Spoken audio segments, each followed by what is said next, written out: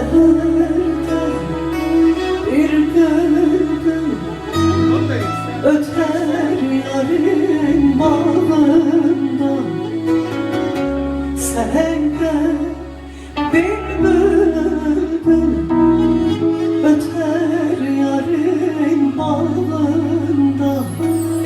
O kaş o göz o dil ateş. Dallar vardı dağında. O kaş o göz o dil ateş. Güller vardı dağında. Yanaran anlaran 13-14 çağında. Yanaran anlaran 13-14 çağında. O kaş o göz o dil ateş. Dallar vardı dağında. O kaş o göz o dil ateş. Güller vardı dağında.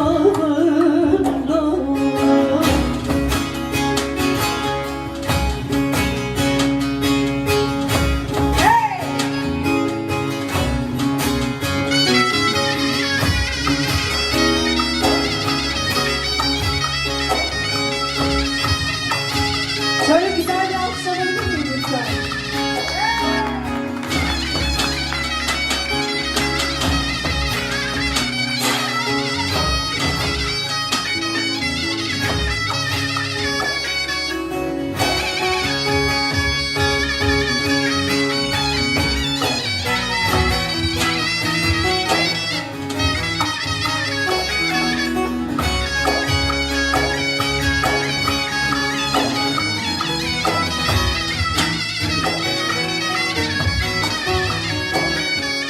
Gümüşten kemerleri incecik bellerinde.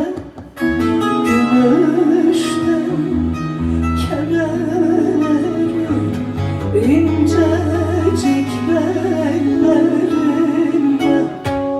O kaş o göz o dil ateş. Güller vardı dağında. O kaş o göz o dil ateş. Ballar vardı dağında. Yanaran anlaran 13-14 çağında. Yanaran anlaran 13-14 çağında. O kaş o göz o dil ateş.